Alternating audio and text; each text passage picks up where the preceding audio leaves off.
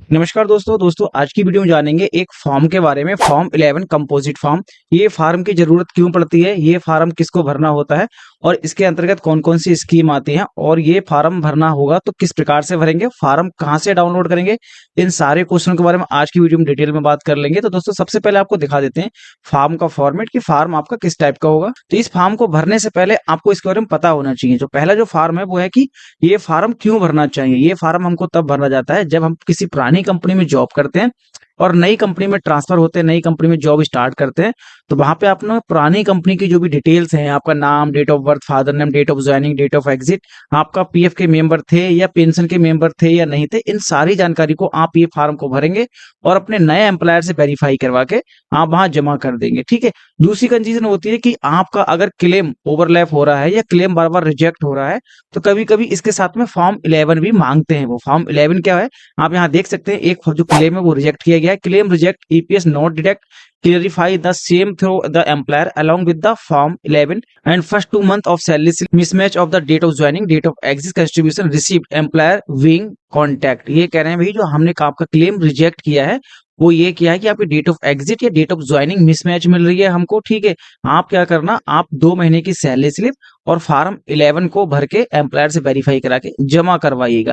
तो आपका भी अगर इस टाइप का क्लेम रिजेक्ट होता है तो यही एक वीडियो है जिसमें आपको फॉर्म डाउनलोड करने को, फॉर्म भरने के लिए सारी जानकारी मिल जाएगी। अगर आपका क्लेम रिजेक्ट भी नहीं हुआ है तो एक जानकारी के पर्पज से ये वीडियो आपको पता होना चाहिए, ये फॉर्म आपको पता होना चाहिए, जिससे आपकी आगे कोई भी प्रॉब्लम ना क्रिएट हो नई कंपनी ज्वाइन करते समय। जी दोस्तों, वीडियो स्टार्ट करने से पहले रिक्वेस्ट और है कि आप चैनल पर पहली बार आए तो सब्सक्राइब कर लीजिएगा। फेसबुक पेज पर देख रहे हैं तो फॉलो कर लेना। अगर आपकी कोई भी समस्या आती है तो कमेंट में पूछ सकते हैं, हमसे बात करना चाहते हैं तो इंस्टाग्राम आईडी का लिंक इस वीडियो के डिस्क्रिप्शन में है, इंस्टाग्राम पर फॉलो करके मैसेज कीजिएगा।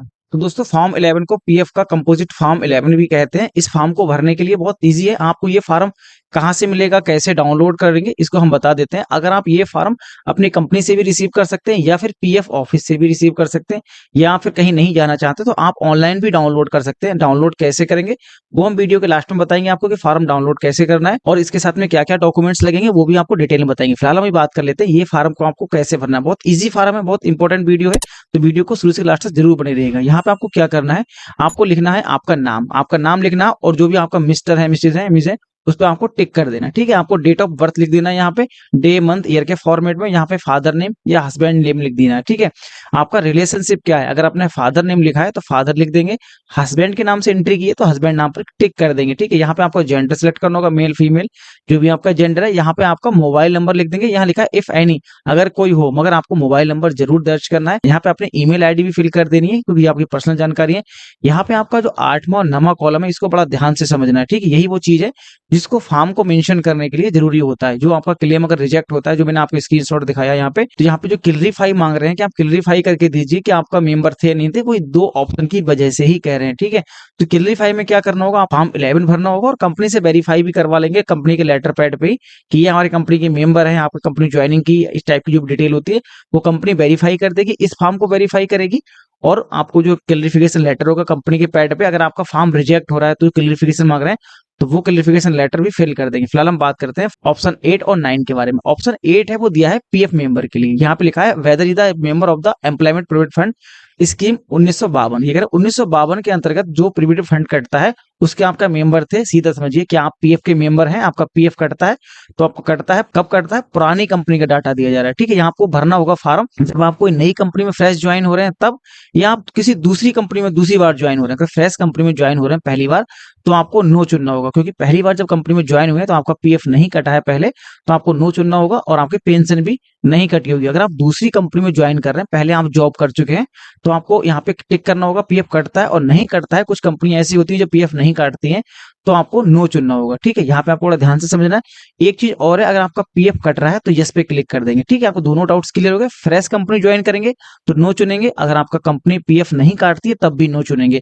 आप दूसरी कंपनी ज्वाइन कर रहे हैं तो आपको यस चुनना होगा। ठीक, ये हो गया पीएफ का। अब यहाँ पे आ गया नीचे ऑप्शन है whether is the member of the EPS pension scheme 1995 के अंतर्गत जो ईपीएस पेंशन होती है, मतलब आपकी सीधा समझो कि आपकी पेंशन कटती है या नहीं करती है। अगर आप पुरानी कंपनी में जॉब करते थे तो आपकी अगर पेंशन कटती थी, पेंशन के मेंबर थे, तो आपको इस पे क्लिक कर देना है। नो कब नहीं चुनना, आपको नो तब नहीं चुनना है जब आप पहली बार कंपनी में ज्वाइन कर रहे हैं तो आपकी पहली पेंशन नहीं कट रही थी, या फिर आपकी जो बेसिक सैलरी थी स्टार्टिंग की वो 15,000 से ज्यादा थी। ईपीएफ का एक रूल है कि जिनकी सैलरी 15,000 से कम होती है पेंशन में पैसा जमा होता है, मतलब ईपीएस के मेंबर होते हैं। अगर उनकी सैलरी 15,000 से ज्यादा है तो वो ईपीएस के मेंबर नहीं होते हैं। ठीक है, तो नो पे चुनना है। ठीक, इसमें आपका एक डाउट्स और होगा कि जो फ्रेंड्स ऐसे हैं कि मान लो किसी की स्टार्टिंग की सैलरी 10,000 रुपए थी, अब उनका इंक्रीमेंट लगा, उनकी सैलरी बढ़ती गई, आज उनकी प्रेजेंट टाइम पे बेसिक सैलरी 20,000 रुपए हो चुकी है, तब भी वो ईपीएस के मेंबर रहेंगे, क्योंकि 15,000 से कम सैलरी होने पर कोई भी एम्प्लॉय अगर वन टाइम पे ईपीएस का मेंबर बन जाता है, पेंशन कटती है,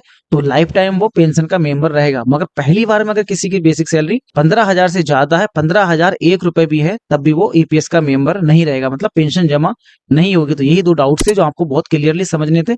अब नीचे आपको क्लिक करते हैं, यहाँ पे होगा आपका प्रीवियस एम्प्लॉय डिटेल। यहाँ पे लिखा है ना प्रीवियस एम्प्लॉय डिटेल में आपका क्या था कि आपकी यूएन नंबर या अपनी पुरानी कंपनी की मेंबर आईडी डाल सकते हैं। यहाँ पे लिखा है रीजनल कोड डालना है, ऑफिस कोड डालना है, स्टूडेंट्स आईडी डालनी है, एक्सटेंशन डालना है और अकाउंट नंबर डालना है। अब आपके पास मेंबर आईडी तो होगी, मिल जाएगी पुरानी कंपनी की, मगर ये अलग अलग कॉलम में कैसे भरेंगे तो आपको कोई टेंशन की जरूरत नहीं है। नीचे आप स्क्रॉल डाउन करेंगे तो यहाँ पे आपको दिख जाएगा कि हमको कैसे इसको फॉर्म को फिल करना है। ठीक है, तो यहाँ पे दिया है इन्होंने, इसी फॉर्म में नीचे दिया है। यहाँ पे देखेंगे कि आपका रीजनल कोड क्या है, ऑफिस कोड क्या है, स्टूडेंट आईडी क्या है, एक्सटेंशन क्या है, अकाउंट नंबर क्या है।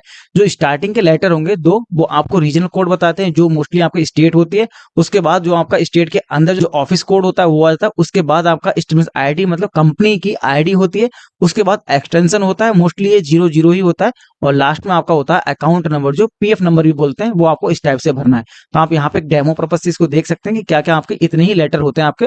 तो इस हिसाब से अपना अपने प्रीवियस एम्प्लॉय की मेंबर आईडी को फिल कर देंगे। ठीक है, इसके बाद लिखना होगा, यहाँ लिखा है date of exit of previous member. आप पुरानी कंपनी से आपकी डेट ऑफ एग्जिट कब हुई, आपने रिजाइन कब डाला। यहाँ 12वां कॉलम, इसको बड़ा ध्यान से समझना है। यहाँ पर लिखा है if scheme certificate of the previous employment then scheme certificate number. ये कह रहे हैं कि आपने अगर पुरानी कंपनी से अपना स्कीम सर्टिफिकेट अप्लाई किया था, अब स्कीम सर्टिफिकेट आपके पास भेजा गया है बाई पोस्ट, तो उसका यहाँ पे आपको नंबर डाल देना है। ठीक है, अगर आपके पास पीपीओ नंबर है, जो जिनकी पेंशन कटती है 58 साल के बाद रिटायर होते हैं, उनकी जो पेंशन चालू हो जाती है, कौन सी मंथली पेंशन, उनके लिए एक पीपीओ नंबर दिया जाता है। ठीक है, अगर आपके पास पीपीओ नंबर भी है तो आप यहाँ फिल कर दीजिए। अगर आपके पास नहीं है दोनों चीज, तो इन दोनों को आप ब्लैंक छोड़ सकते हैं। ठीक है, यहाँ लिखा होगा अदर डिटेल्स। अदर डिटेल्स में होगा आपका इंटरनेशनल वर्कर। यहाँ पे लिखा है कि आप इंटरनेशनल वर्कर है, मतलब भारत में जॉब करते हैं, तो ऊपर क्लिक कर देंगे। भारत के बाहर जॉब करते हैं, कनाडा अमेरिका जहां भी, तो यस पे क्लिक कर देंगे। ठीक है, आप इंडिया में जॉब कर रहे हैं तो आपको नो ऑप्शन में चुन के सारे ऑप्शन को ब्लैंक छोड़ देना है। ठीक है, अगर आप इंडिया से बाहर जॉब कर रहे हैं तो यहाँ पे आपको उस कंट्री का नाम लिखना होगा इस कॉलम में, और यहाँ पे अपनी पर्सनल डिटेल डालनी होगी। कब डालनी होगी, जब आप किसी बाहरी देश में जॉब कर रहे हैं। यहाँ पे हम पासपोर्ट नंबर डाल देंगे, पासपोर्ट को वैलिड कब डाल देंगे, कब से कब तक वैलिड है, वो डे मंथ ईयर के फॉर्मेट में डाल देंगे। ठीक है, और इसके बाद होगा एजुकेशन क्वालिफिकेशन। अगर आप पढ़े लिखे नहीं है तो आप एलिजिबल पर क्लिक कर देंगे। आप अगर हाई स्कूल से कम पास है तो नॉन मैट्रिक कर देंगे, हाई स्कूल पास है तो हाई पे क्लिक कर देंगे। अगर आप 12th पास है, यहाँ पे होगा ग्रेजुएशन के लिए, पोस्ट ग्रेजुएट, डॉक्टर या अदर जो प्रोफेशनल डिग्री है उनके लिए आप क्लिक कर देंगे। मैरिड स्टेटस में आप क्लिक कर देंगे, शादी हो चुकी है तो मैरिड कर देंगे, अनमैरिड है, विधवा है या विडो है, जो भी आपको होगा ऑप्शन चुन कर लेंगे। स्पेशलाइजेशन एबिलिटी मतलब आप किसी विकलांग है तो आप यस पे चुन देंगे, अगर नहीं है तो नो पर क्लिक कर देंगे। आपकी कौन सी है, आपको सुन नहीं सकते, देख नहीं सकते या आप कोई भी कम्युनिकेट नहीं कर सकते, उसमें आपको क्लिक कर देंगे। ये किसके लिए ऑप्शन है, ये ऑप्शन उनके लिए है जो फिजिकली हैंडीक्राफ्ट टाइप के हैं, उनको है। अगर आपको कुछ भी नहीं है तो नो ऑप्शन पर क्लिक करके नीचे वाले ऑप्शन पर क्लिक करेंगे। यहाँ पे अपनी होगी केवाईसी डिटेल, तो यहाँ पे लिखा है बैंक अकाउंट का नंबर आ देंगे। यहाँ नेम एज द डॉक्यूमेंट्स, आपकी बैंक की पासबुक में जो नाम है वो नाम आपका यहाँ होना चाहिए, उनका अकाउंट नंबर होना चाहिए, आपका आईएफएससी कोड होना चाहिए। दोस्तों ध्यान रखना है, आपका नाम पीएफ रिकॉर्ड में और बैंक के रिकॉर्ड में सेम होना चाहिए। अगर कोई भी मिस्टेक है तो पहले अपने बैंक में सही डॉक्यूमेंट्स के द्वारा अपना नाम का करेक्शन करवा लीजिए, या फिर किसी दूसरी बैंक को नए डॉक्यूमेंट्स के हिसाब से अपना नाम को ऐड करवा लीजिए, तब आप उस बैंक का नाम देंगे। अगर आपके पास जो पहला बैंक अकाउंट नंबर है ये मैंडेटरी, यहाँ लिखा है ना bank account is mandatory with IFSC code, ये मैंडेटरी आईएफएससी कोड लगा हुआ है, स्टार लगा हुआ है। बाकी आप चाहे तो अपना PAN card, Aadhaar card number, passport, driving licence, इनको भी आप मेंशन कर सकते हैं, मगर एटलीस्ट कम से कम आपको बैंक अकाउंट नंबर तो दर्ज करना है, उसकी डिटेल भी दर्ज करनी होगी।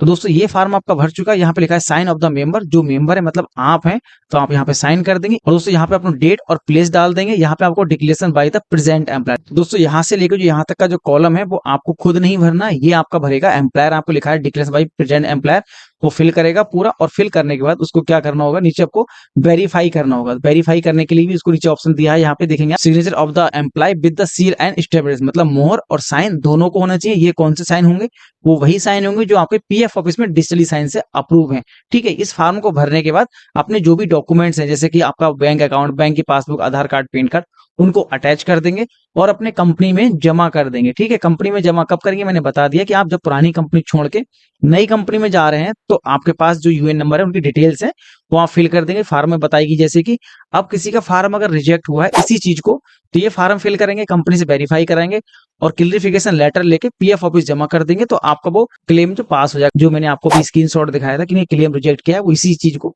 मांग रहे थे। दोस्तों अगर आपको वीडियो इन्फॉर्मेटिव लग रही हो तो आपने सब्सक्राइब नहीं किया, नीचे एक सब्सक्राइब का बटन रेड कलर को सब्सक्राइब कर लो और बेल नोटिफिकेशन ऑल पर प्रेस कर देना, जिससे आने वाली वीडियो की नोटिफिकेशन आपको टाइम पर मिल सके। हमें फेसबुक पेज पर देखें तो फॉलो भी कर लेना। दोस्तों अभी आपके क्वेश्चन रह गया कि आपको ये फार्म डाउनलोड कैसे करना है। इस फॉर्म को डाउनलोड भी कर सकते हैं या पीएफ ऑफिस से भी ले सकते हैं। दोस्तों बताते हैं आपको ये फार्म डाउनलोड कहां से करना है। डाउनलोड करने के लिए ईपीएफओ फॉर्म 11 आपको पास इस टाइप का दिख जाएगा, रिवर्स 11 फॉर्म। आपको इस पर क्लिक करेंगे तो यहाँ पे ध्यान रखना ये वाला फार्म नहीं है, ये ओल्ड मॉडल है, ये एक्सेप्ट नहीं करेंगे। ये जो फार्म है आप देख सकते हैं ये फार्म पुराना वर्जन है तो इसको अब नहीं करेंगे। इसका जो नया अपडेटेड वर्जन है उसी को लेना है। ठीक है, ये वाला फार्म हमारा देखेंगे, ये फार्म वैलिड नहीं है हमारे लिए। तो दूसरा फार्म कौन सा होगा दोस्तों, यही वो फार्म यहाँ पे आपको ऑर्डर टाइप का दिखेगा। ये कितना सर्कुलर जारी किया है, एसओपी जारी किया है, इसी फॉर्म के साथ में इन्होंने इनका सर्कुलर भी ऐड कर दिया है। ठीक है, तो आप नीचे स्क्रॉल डाउन करेंगे तो आपको कौन से पेज का प्रिंट निकालना होगा, जहां से आपका ये फार्म स्टार्ट होता है। ये वाला फार्म यहाँ से लेके और इसके 3 फार्म होंगे। ठीक है, फर्स्ट और सेकंड एंड थर्ड, ये तीनों फार्म को प्रिंट निकाल के आप इसको कंपनी से वेरीफाई करके पीएफ ऑफिस जमा कर देंगे। अगर पीएफ ऑफिस आपका रिजेक्ट करता है या फिर कंपनी जमा कर देंगे जब भी आप नई कंपनी ज्वाइन करते हैं। ठीक है दोस्तों, वीडियो आपको इन्फॉर्मेटिव लगी हो तो आपने सब्सक्राइब अभी तक नहीं किया, नीचे सब्सक्राइब बटन है, सब्सक्राइब जरूर कर लो। और आपको कोई भी डाउट्स है, कोई भी समस्या आती है तो कमेंट में पूछ लेना। और हमसे बात करना चाहते हैं तो इंस्टाग्राम जोड़कर मैसेज कीजिए, हम आपके कमेंट का इंतजार करेंगे। ठीक है दोस्तों, मिलते हैं नेक्स्ट वीडियो में। Thanks for watching.